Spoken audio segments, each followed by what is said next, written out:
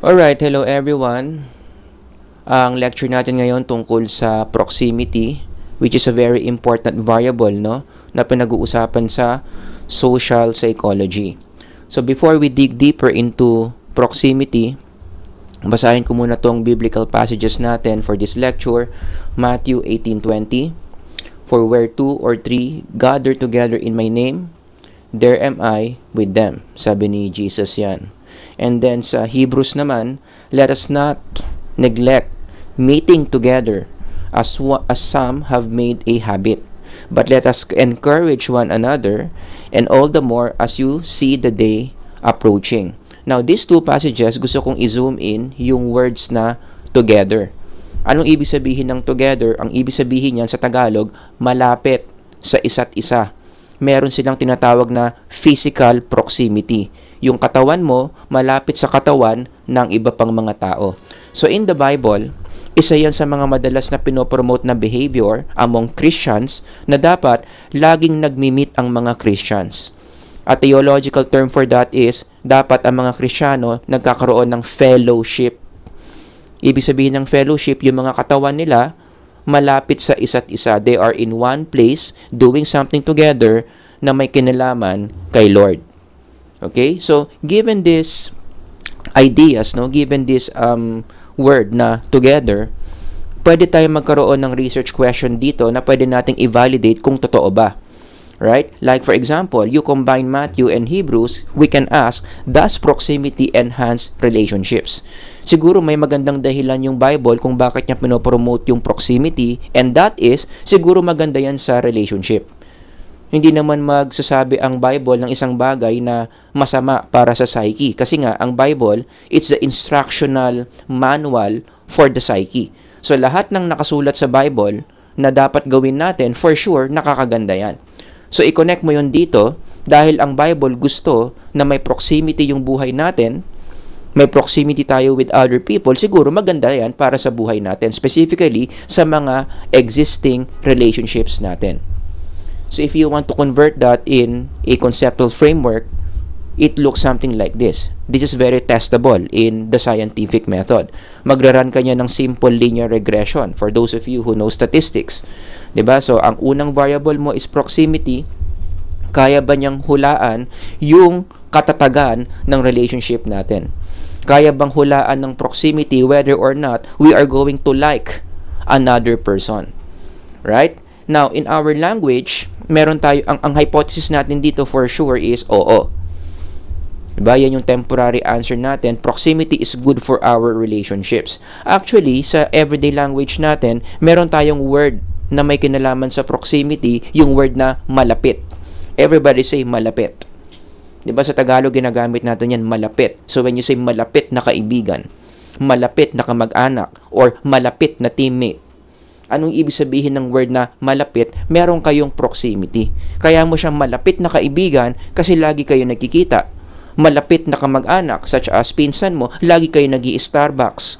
Malapit na teammate, ibig sabihin lagi kayong magkasama sa practice. Kayo lagi yung partner sa mga drills.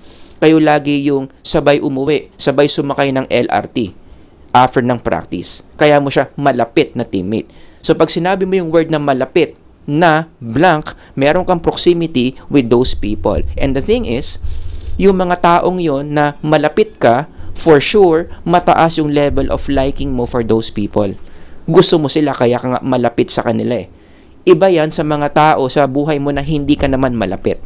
Merong difference between malapit na mga tao sa buhay mo versus mga tao na hindi malapit sa'yo. Got that? So, that idea strengthens our hypothesis. Pinapalakas niya yung hypothesis natin na maganda talaga yung proximity sa mga relationships natin. Proximity sustains relationships.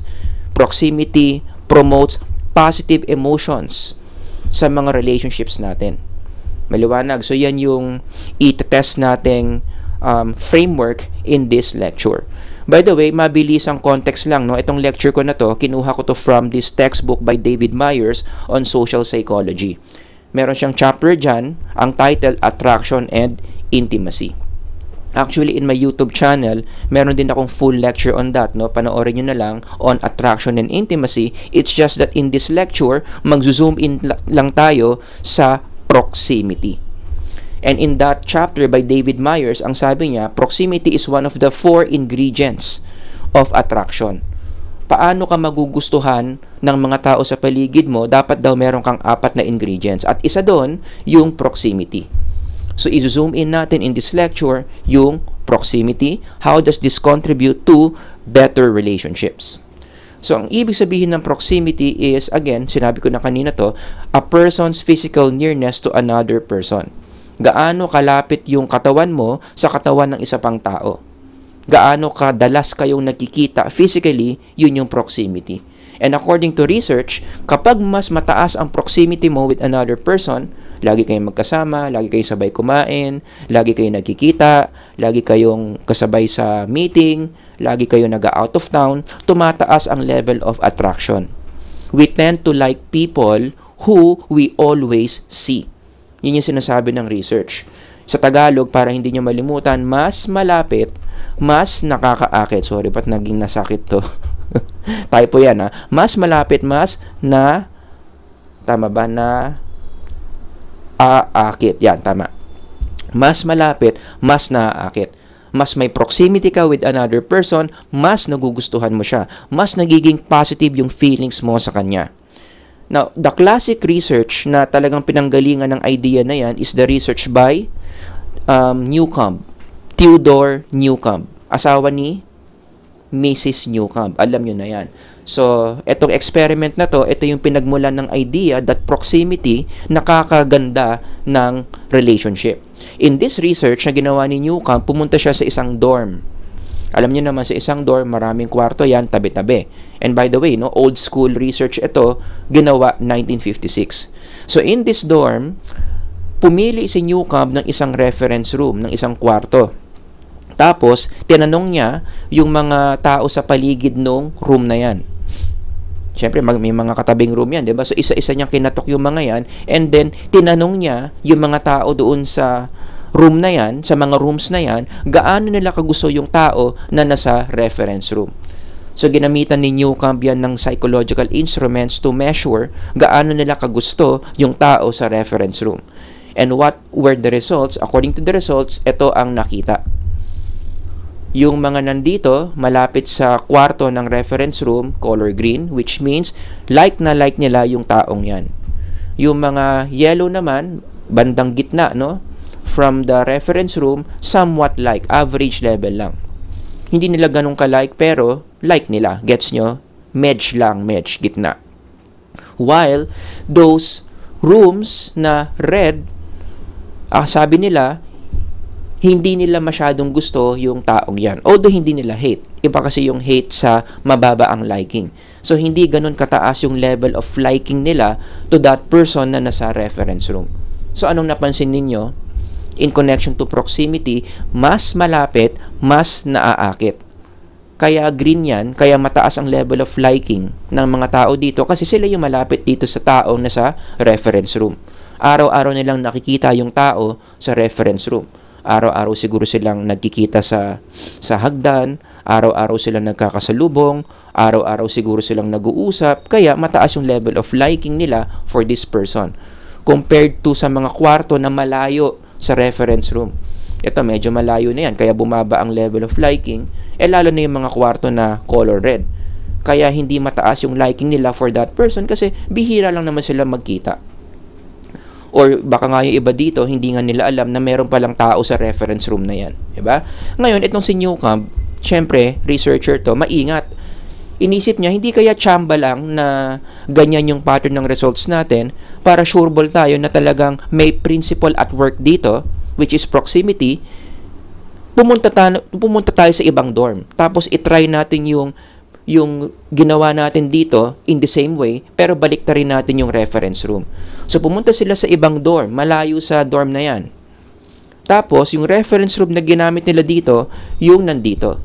Kanina kasi yung nandito, yan, yung nasa S1. This time, ang reference room, yung nandito. Nasa opposite side. So, ganun ulit yung research method. Kinatok nila yung mga tao isa-isa sa mga kwarto na yan at tinanong nila how much they like that person in the reference room. And the results were the same. Yung mga tao na malapit sa kwarto o malapit sa reference room, mataas ang level of liking nila for that person. Yung mga medyo malayo, average. Yung mga talaga ang layo ng kwarto sa reference room, mababa ang level of liking. So this research again enhanced or reinforced, napatunayan, pinalakas yung idea that indeed proximity leads to attraction. Actually, other than research, no, sa tunay na buhay, ganyan din, no, sa mga love songs natin, for example. Marami tayong mga love songs, ang idea merong proximity, kaya sila nagka-developan. May isang kanta, nako, pigilan nyo ako, baka kantahin ko to.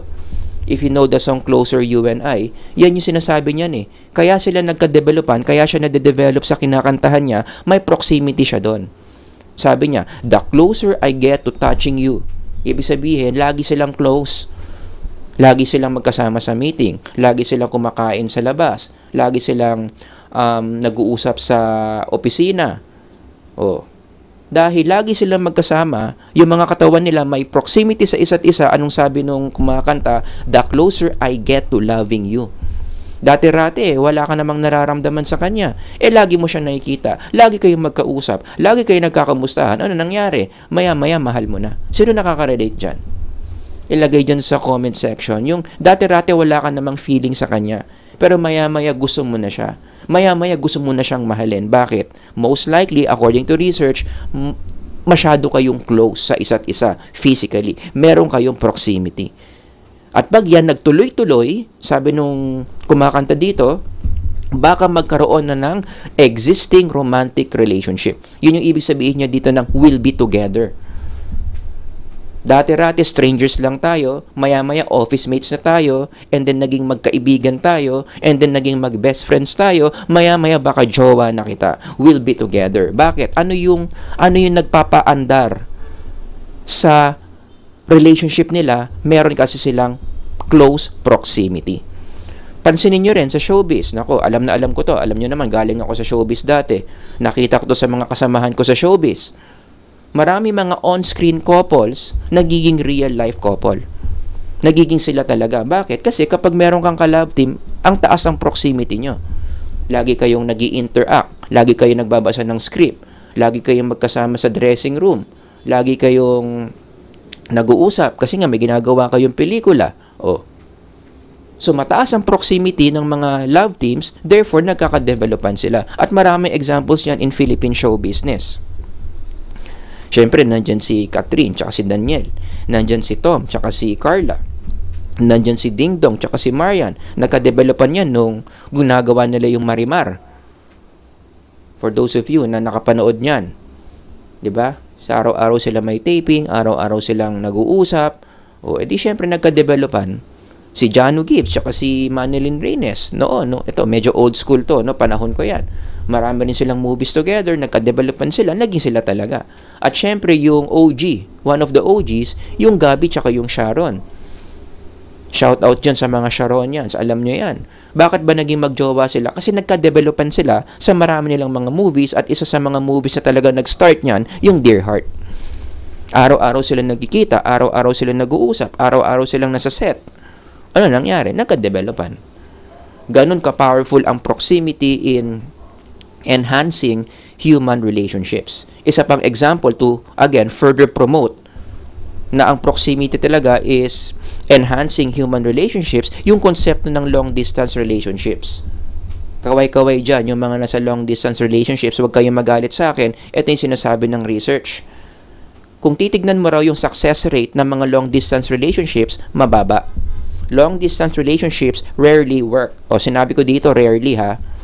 Sabi ng mga researchers, pwede naman maging successful pero very rare it becomes successful. Kasi kapag long distance ang relationship, meron na kaagad kayong disadvantage. Wala kayong elemento of proximity, which is again very important in human relationships. Pag nagkukulang sa proximity ang tao sa isang relationship, most likely hindi nagtatagal yung relationship. Kaya sabi ng isang author in connection to this, masakit man pakinggan, pero meron tayong data on this to support. When I'm not near the person I love the person I am near. At ilang beses na tayo nakarinig ng mga ganyang stories, no? Yung may magjowa, yung isa needed to go abroad for some reason. Di nag-abroad yung isa. So wala silang proximity. At first, okay lang, nag-a-adjust sila hanggang sa yun na. Nag-aaway-away ni sila. Yun pala, bakit nag-aaway-away na? Yung nasa malayo, nakakita ng iba.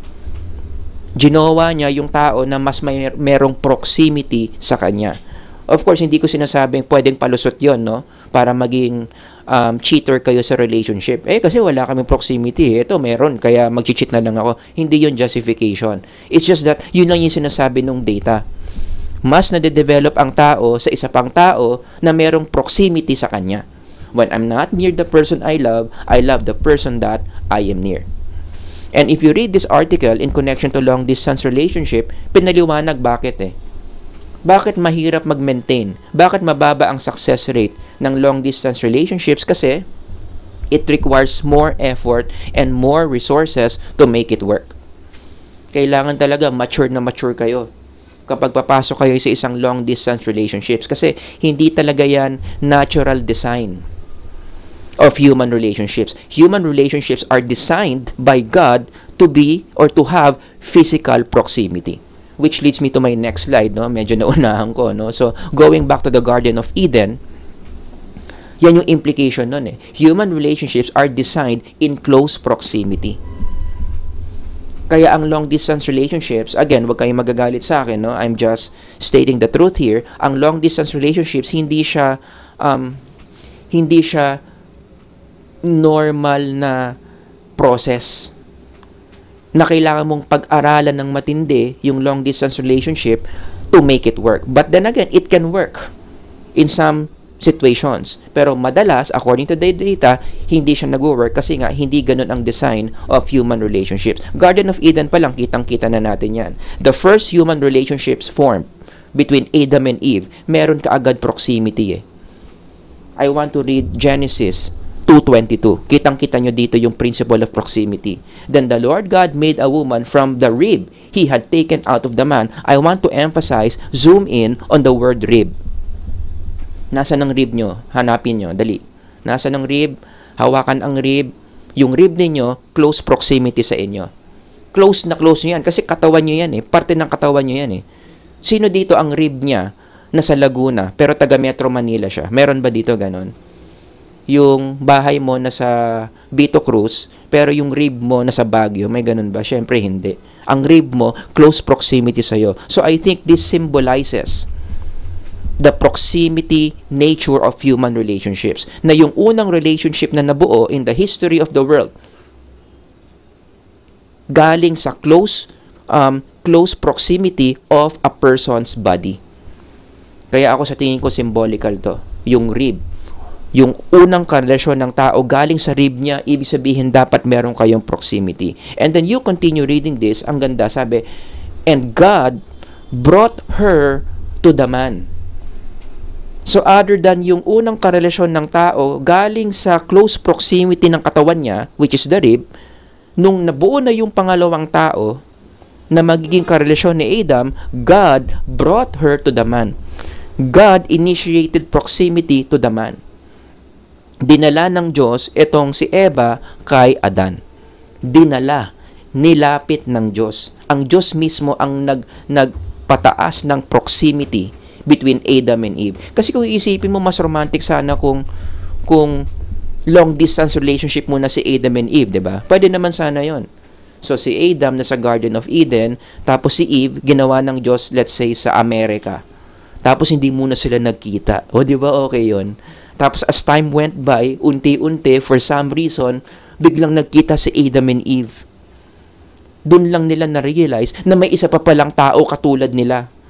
And then from there, nagligawan sila, nag-date sila, kumain sila sa iba't ibang part ng mundo, and then nagka-developan sila, naging sila na. Okay sana yun, no? Romantic. Mas romantic yon.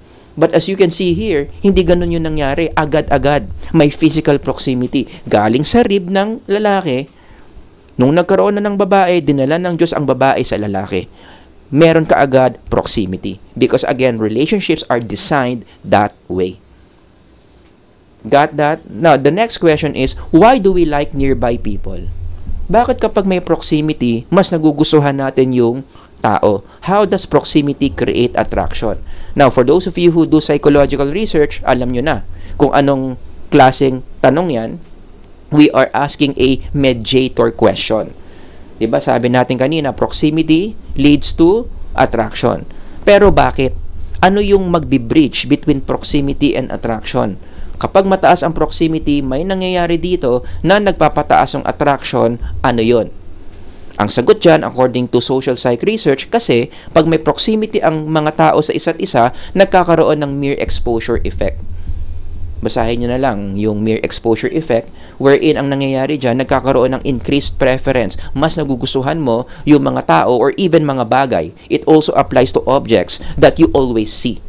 Yung meron kang repeated exposure. Lagi mong nakikita, paulit-ulit, tumataas yung level of liking mo for that person or for that object.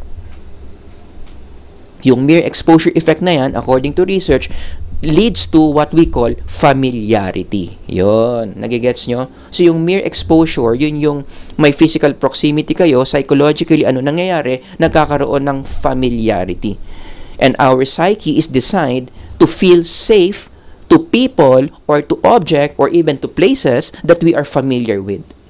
At yung sense of familiarity na yan, yung feeling of safe, feeling of safety, feeling of security, it generates positive emotions.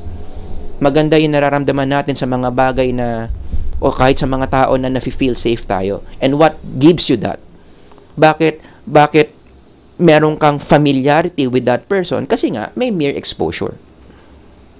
So most likely, kapag may tao kang lagi mo nakikita, you feel safe with that person, nagugustuhan mo siya. Nagkakaroon ka ng positive emotion sa kanya. Like mo na siya, love mo na siya, interesado ka na sa kanya, so on and so forth. Actually, yung mere exposure effect na yan, may pinanggalingan na namang classic na study yan that I highly recommend basahin ninyo, lalo na kung psych majors kayo. Ito, by Mita et al. Reversed Facial Images and the Mere Exposure Hypothesis. Tinest nila kung totoo nga ba yung mere exposure effect. By the way, no, baka may mga magalit na teachers dito. Ito ang APA citation yan. Mita et al. Old school study rin to, 1977 ginawa. So basically, ang ginawa sa experiment na to, pumunta sila sa iba't ibang mga universities and then randomly, they approach certain students para picturean. Pinicturean nila yung mga estudyante and then, pag picture sa kanila, kinonvert nila yung picture into two formats. So, imaginein mo, ikaw yung estudyante na pinicturean nila, makakita ka ngayon ng dalawang images. Tapos, tatanungin ka ng mga researchers kung ano yung image ng mukha mo na mas gusto mo. And what's the difference between these two images? Yung isa is the actual image, yung isa, yung mirror image. Yung mirror image, ito yung mukha mo na nakikita mo tuwing tumitingin ka sa salamin. So, pagising mo, punta ka sa CR, maghihilamos ka, makikita mo yung mukha mo sa salamin, yun yung mirror image mo. Yung actual image naman, ito yung mukha na nakikita ng ibang tao sa'yo. Right? So, tinanong sila, yung mga pinicturean, kung anong version ng mukha nila yung mas gusto nila, yung mas feel nila, yung mas nagagandahan sila. Is it their mirror image or their actual image? And the data shows landslide. Ang mga tao, mas gusto yung kanilang mirror image compared to their actual image. Feeling nila, yung actual image nila, parang may mali. Parang may kulang, parang hindi siya yan. Parang may hindi tama. Na-feel nyo na ba yun? Yung nakita mo yung picture mo, parang ang pangit-pangit mo dun. Parang hindi ikaw yun. May mali. Bakit? Anong explanation yan in connection to mere exposure effect? Bakit mas gusto nila yung mirror image than actual image? Kasi yung mirror image, yan yung mukha nila na familiar sila. Kasi nga, araw-araw nilang nakikita kapag nagsi-CR sila at tumitingin sila sa salamin. So, people are more comfortable with their mirror image than their actual image. Kasi ang actual image, ang nakakita lang yan yung mga tao sa paligid nila. Eh yung mirror image, ito yung nakikita nila araw-araw when they look at the mirror. Yun. So, all of these things that I'm saying, talagang nagpapakita na yung framework na to, going back, is indeed true. It reflects reality. Na mas may proximity ang mga tao sa isa't isa, mas nai-strengthen yung relationship. Mas nakaka-feel tayo ng mga positive emotions with people that we are near with. So, ano ngayon yung applications niyan? I want to share 2 applications. No? Number 1, don't use absence to enhance relationships. Isa ito sa mga popular teachings ng popular psychology, absence makes the heart grow fonder. Now we know, based on research, hindi totoo yan. Huwag kayong magpa-cute na, ay, para magustuhan niya ako, huwag nga ako magpakita sa kanya. Dapat may pa-mysterious effect. Dapat paminsan-minsan lang ako magpapakita sa kanya. Mali yan. It will not breed attraction. Hindi ka kasi magiging familiar sa kanya, hindi kanya magugustuhan. Diba? So, hindi ka nagpapakita sa kanya, maya-maya may jowa ng iba. Kasi yung naging jowa niya, lagi niyong nakikita. Ikaw paminsan-minsan lang. So, itigil mo yung ganyang pa-mystery effect mo. Diba? Don't use absence to enhance proximity. Dapat meron kang, don't enhance absence to enhance relationships. Dapat may proximity ka to enhance your relationship. In fact, to further support this, kaya nga marami nag-break up nung pandemic. Sino dito may kakilalang ganyan? During the pandemic, may kakilala kang natapos ang relationship with jowa, or baka ikaw mismo ganyan. Nakipag-break ka nung pandemic. Anong meron in connection to our lesson today? Kasi during the pandemic, yung mga existing relationships, bumaba yung proximity. Lahat tayo naka-lockdown, bawal lumabas. Merong mga pulis, may mga sundalong nakaharang doon sa gate ng bahay ninyo para hindi kumalat yung virus. O di yung mga magjojowa, lahat na sa bahay, hindi nakikita, mababa proximity, bumaba yung level of attraction. Kaya naging vulnerable yung relationship, marami nag-break up during the pandemic. Diba? Kasi nawala yung exposure nila sa isa't isa. So again, don't use absence to enhance relationships. Number 2, in connection to number 1, I hope you've learned that proximity sustains relationships. Kung gusto nyong mas patibayin ang samahan ninyo with people around you, anong gagawin mo? Dapat meron kayong proximity. Lagi kayong nagkikita. Madalas kayong nag-i-interact with each other. Alright? Again, we saw that in the previous example. Ulitin ko lang. Bakit maraming nakipag-break? Nung pandemic, kinulang sa proximity. Proximity sustains relationship. Tanggalin mo yan, the relationship is endangered. O, kaya in connection to this, bad news din ito sa mga OFWs. Isa sa mga hindi magandang epekto ng pagiging OFW is prone sila sa pagiging absent parents. Especially, syempre, kapag meron silang mga anak, tapos nag-OFW sila, in psychology, in DebPsych, ang tawag dyan, prone sila sa absent parenting. Ibig sabihin yan, wala silang proximity with their growing sons and daughters. Habang lumalaki yung mga anak nila, wala sila sa tabi nila. Mababa ang proximity, and studies show, hindi pala magandang effect nun sa mga bata kapag wala silang proximity with their parents. For example, in this study, yan yung pinakita. Pag mataas yung parental absence mo, wala kang ng proximity sa kanila, kasi nga nasa malayong lugar ka, ang nangyayari in this study, negatively naapektuhan yung kanilang performance sa school. Mas mababa yung cognitive test scores ng mga bata na yung parents nila absent.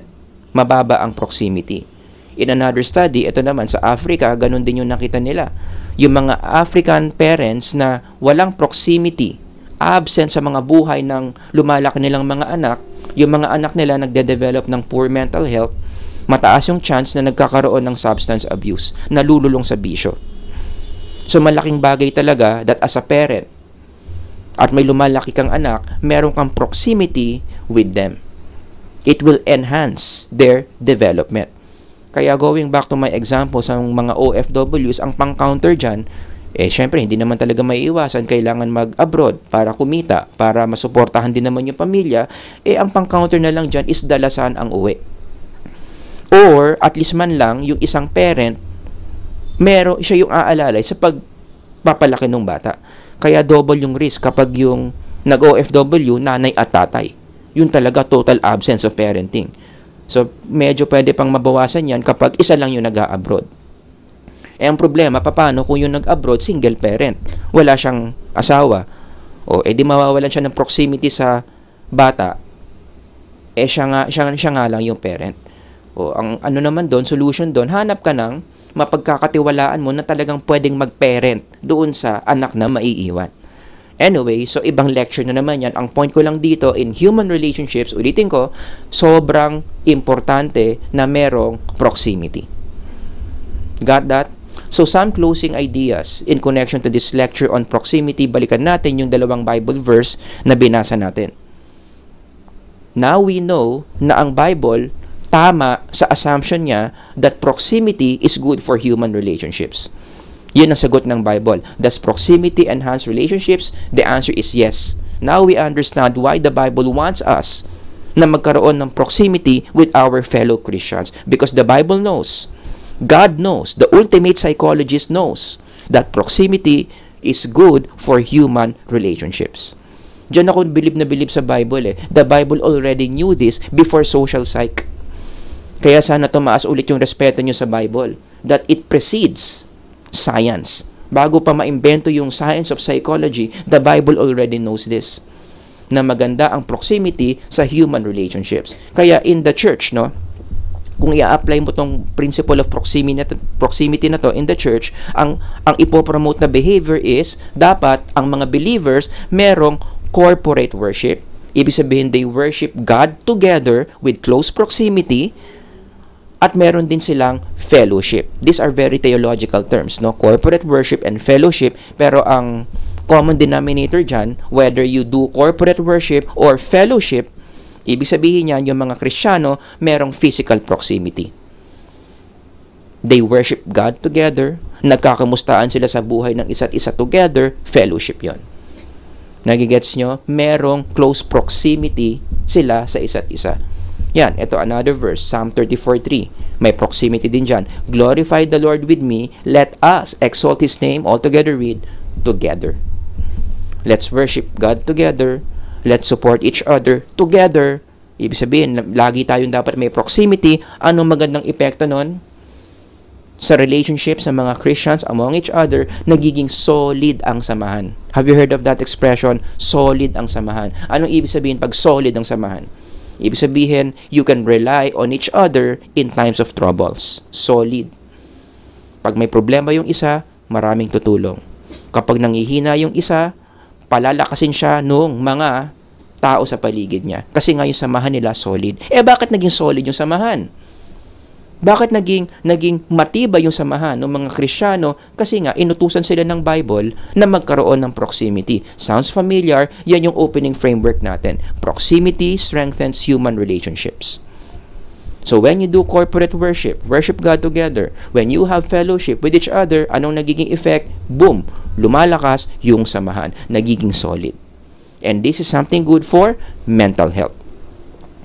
I-connect mo yan sa self-determination theory, ito yung tinatawag na relatedness. Diba? Tumataas yung relatedness, gumaganda yung mental health. Eh bakit tumaas yung relatedness mo? Kasi sinunod mo yung Bible na dapat meron kang proximity with people around you. Diba? Kaya ako talaga tumitibay ang suspecha ko, no, na ang gumawa ng psychology, talagang, nagsulat ng Bible, talagang may PhD sa psychology. Joke lang. Alam naman natin that the ultimate psychologist, ang field ng psychology itself, ginawa ni Lord. Kaya yung mga pinopromote ni Lord dito na mga behaviors sa Bible, talagang maganda for our psychological health. Sabi nga nila, God knows best when it comes to our mental health because God created the psyche. Alright? So yun lang yung maikling lecture natin on social psychology of proximity. Sana marami kayong natutunan. If you have questions, comments, ilagay nyo lang dyan sa comment section. Sir Howard here. God bless. Bye-bye.